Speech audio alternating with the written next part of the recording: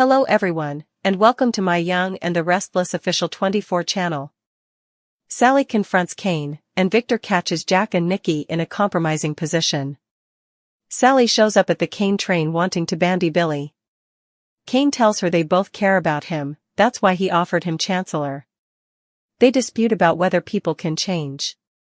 Kane smirks that Billy tried to be what she wanted him to be at the expenditure of what he wants. Kane warns she's making him choose. Lily asked him to do that, and it didn't work out too well. Billy wants Chancellor. He can give that to him. Are you really going to stand in his way? Sally complains about Kane destroying people's lives who did nothing to him. Kane suggests she carouse in Victor and Adam's downfall.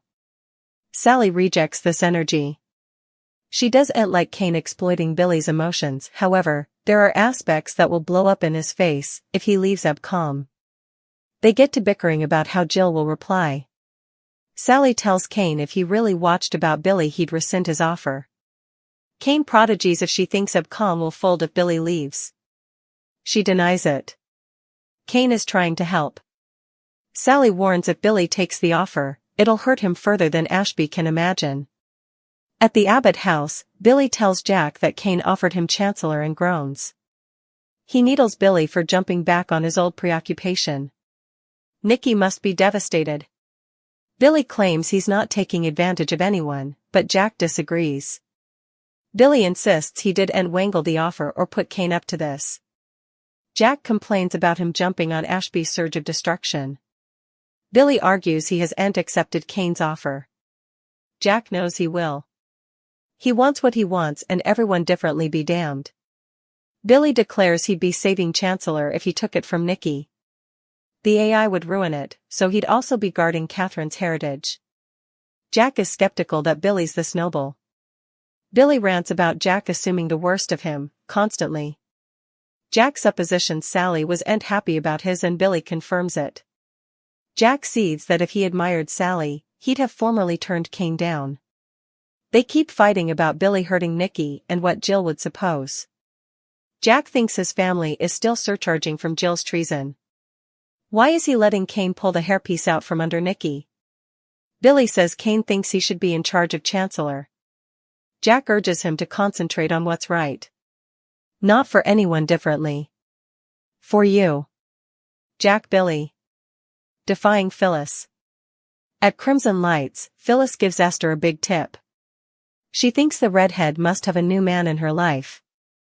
PHYLISS says there's no man, life's just on the upswing. Chelsea corners PHYLISS and says she must suppose she's bested Victor. PHYLISS is proud of herself. She's really loving life right now. Esther PHYLISS YNR. Chelsea needles that flatter goeth before the fall. What she's done is illegal. PHYLISS doesn't recall anyone complaining about what Victor did. She warns Chelsea she's about to be out of a job. Chelsea says the fight's not over. She knows PHYLISS will get sloppy, so when they strike back, she wouldn't know what hit her.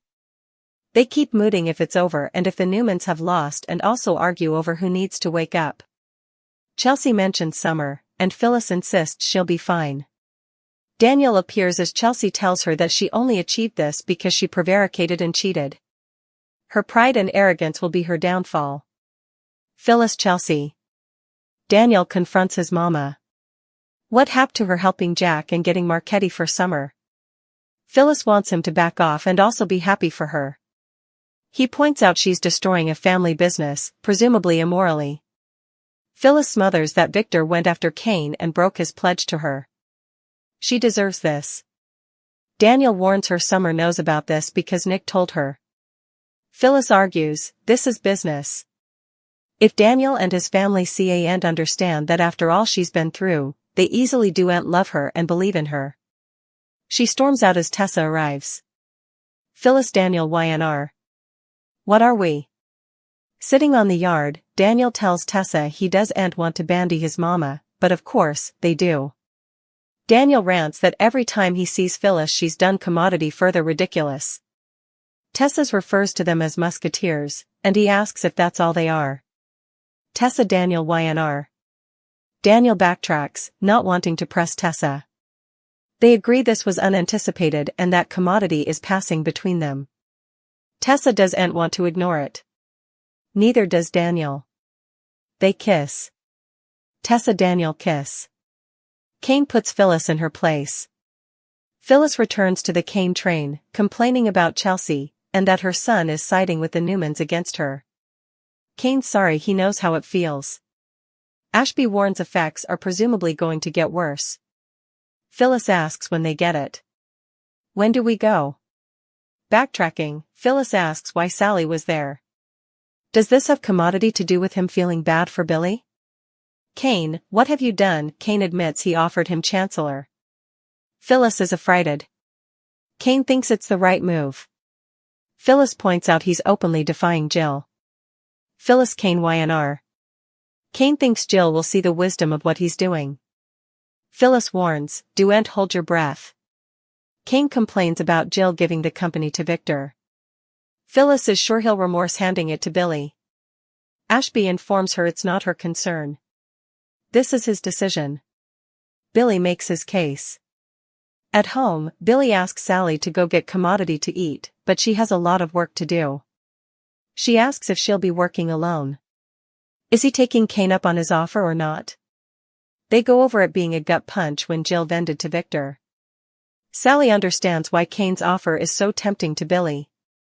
He tells her he'll cover that company, but it wouldn't destroy him. He's different. Sally seems skeptical that he's over those demons. Billy tells her someone other than Nikki will be running the company. Why not him? Why can't she want that for him? Billy Sally. Sally doesn't trust Kane and doesn't suppose Billy should. Moreover, his docket is in Billy's stylish interest. Billy thinks she's wrong. There's a depth to this gesture, as though he's trying to make effects right between them. It feels different this time. A compromising position. Jack arrives at the estate, where Nikki gushes that she's thankful for him handing over Matt Clark. Victor assured her she can rest easy where he's concerned. Jack came to bandy the extremity at Newman. Nikki sighs that it's enough dire, they really could lose everything. Nikki starts in about failing Catherine and Jack reminds her none of this is her fault. Nikki's glad Jabot is safe. Jack appreciates that, but admits he's glad Victor is getting this karmic vengeance. He hates that the rest of the family is suffering. Hugging her, he says he wants to help and is so sorry this has happened to her. Jack Nikki grasp clinch. Sitting, Jack breaks the news to Nikki that Kane has offered Chancellor to Billy. She stammers that he's going against Jill's wishes. Jack is as surprised as she is. Billy claims he hasn't accepted yet. He advised him not to, but he's doubtful to hear. Nikki wouldn't give up Chancellor fluently. Jack Nikki YNR. Jack groans. He wishes there was some way to stop the infighting and pain. Nikki feels terrible. She tells Jack how important his fidelity and fellowship has meant to her. This time, when they embrace, Victor walks in. Sally Spectre showed up at the Kane Ashby train station with her usual fire in her eyes, determined to defy him about Billy. The air was thick with pressure as she approached, arms crossed, lips pressed in that stubborn line that always sounded to mean trouble. Kane turned, offering a calm but knowing smile. "Sally," he said easily, "we both care about Billy, don't we? That's why I offered him Chancellor." Sally's brow furrowed, her arms tensing around her waist. "Care about him?" she shot back. "You call this caring, offering him the keys to a company that'll destroy him if he's not careful?" Kane lifted his head, a boo playing at the corners of his mouth. "He tried to be what you wanted him to be," he replied, boys indeed but laced with recreation, and in the process, he lost sight of what he wants. "Are you really going to stand in his way?" Sally bristled. "And you suppose giving him Chancellor is going to help him? Or are you just trying to manipulate his feelings to suit your own docket?" Kane's eyes darkened just slightly. "I'm not manipulating him. I'm giving him a chance to enjoy his fortune.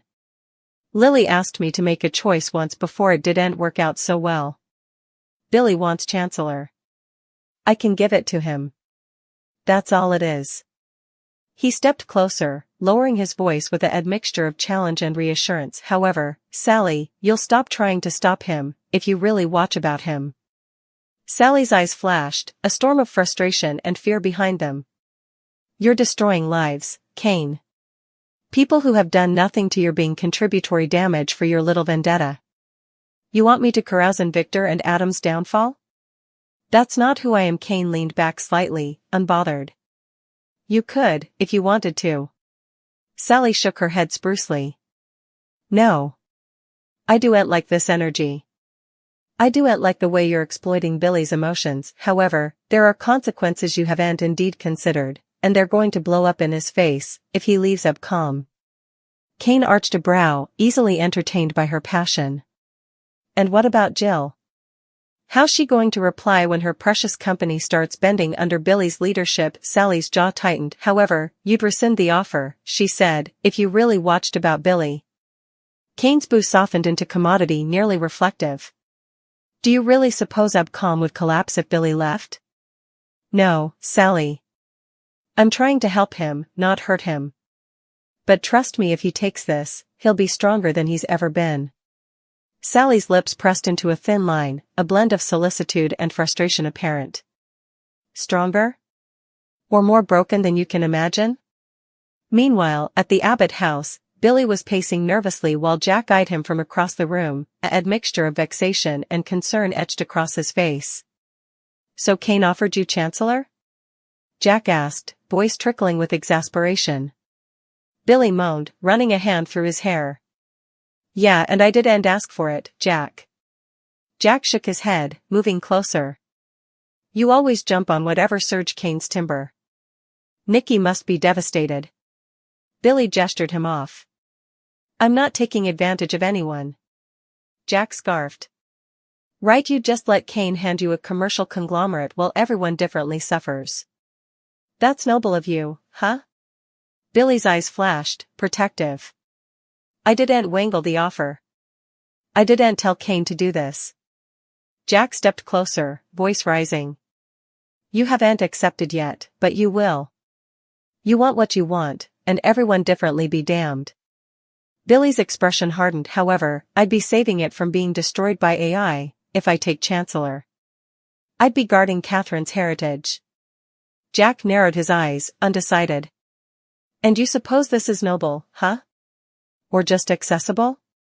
Billy's voice quivered slightly, but his resoluteness was clear. Stop assuming the worst of me, Jack. You always do that.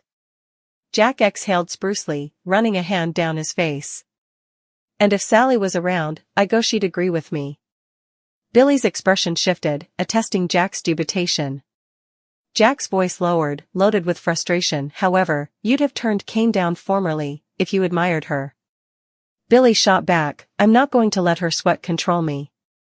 The room sounded too tense with implied stakes, the air charged with family fidelity, pride, and the weight of commercial power. At Crimson Lights, the pressure took a different form. Phyllis Summers leaned across the counter, giving Esther a generous tip and a sly smile. You must have a new man in your life, right? She teased. Esther shook her head, laughing smoothly. No man. Life's just on the upswing. Phyllis laughed vocally, the sound carrying a blend of triumph and mischief. But the moment was snappily intruded by Chelsea Lawson, who appeared at the table with a knowing boo.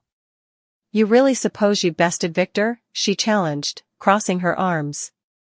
Phyllis leaned back, puffing up with pride. Oh, I'm loving life right now. And yes, I'm winning. Chelsea's eyes narrowed. Pride goeth before the fall, Phyllis. What you've done is illegal. Phyllis's expression hardened. And when has anyone ever complained about what Victor did? Chelsea's tone grew sharp. The fight is over. I'll be back, and you won't indeed know what hit you. The two women glared, neither willing to back down. Phyllis mentioned Summer, brushing off Chelsea's lodgings, while Chelsea combated, pointing out that Phyllis's palms came from falsehoods and cheating. Daniel appeared, stepping into the fray, punishing his mama. This is destroying a family business, presumably immorally. Phyllis riposted, defending her conduct as business, her voice a blend of frustration and righteousness. Daniel advised her that Summer knew what was passing, courtesy of Nick, but Phyllis stormed out, leaving pressure in her wake. Tessa arrived soon after, and Daniel, shortly detracted from his mama's chaos, spoke with her, realizing there was further than fellowship between them. A kiss sealed an implied connection, offering a tender reprieve from the chaos around them. Back at the Kane train, Phyllis brazened Kane about Billy. Her voice quivered with horror and unbelief. "Kane, what have you done?" she demanded. Kane remained calm, admitting he'd offered Billy Chancellor, believing it was the right move. Phyllis's expression was incredulous. "You're openly defying Jill." Kane signed, attributing that Jill would ultimately see the wisdom in the decision. Phyllis advised him, "Don't hold your breath. Victor getting it was a agony, handing it to Billy will be one too." Kane maintained his station, asserting this was his decision alone. At home, Billy tried to assure Sally, though his jitters were apparent. "Go snare commodity to eat," he suggested smoothly. She shook her head, burdened with work. "Are you taking Kane up on his offer or not?" she asked pointedly. They bandied the gut punch of Jill dealing to Victor, the tempting offer from Kane, and Billy's desire to cover the company. Sally's concern for his emotional well-being disaccorded with Billy's determination, the pressure thick with query and love. "Why can't you want this for me?" he asked, frustration lacing his voice. Sally's eyes softened but remained cautious. "I don't trust Kane. He doesn't have your stylish interests at heart." Billy combated, speaking of depth, intent, and the feeling that this time, Kane's gesture was different, more sincere. The discussion dallied on the fine line between occasion and manipulation, love and ambition. Meanwhile, at the Abbott Ranch, Jack arrived to find Nikki, their discussion incontinently tender and familiar. She spoke of gratefulness over Matt Clark being in safe hands and Victor's karmic vengeance. Jack comforted her, expressing anguish for the suffering their family was enduring. Their grasp was warm, defensive, and intimate, an evanescent sanctuary from the storm raging outdoors. As they sat together, Jack broke the news about Kane offering Chancellor to Billy. Nikki's eyes widened, horror fluttering across her features. "He's going against Jill's wishes," she rumored. Jack jounced, inversely stupefied, as Billy tried to defend his position. Nikki's determination to cover Chancellor was unwavering. Jack moaned, wishing for a way to stop the infighting and pain that had gulfed their family.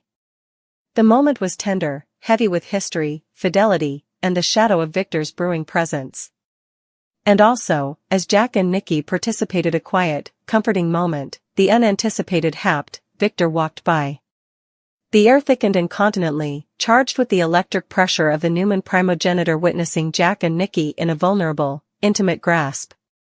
The room sounded to break, the weight of once backstabbings, current battles, and implied passions hanging in the air.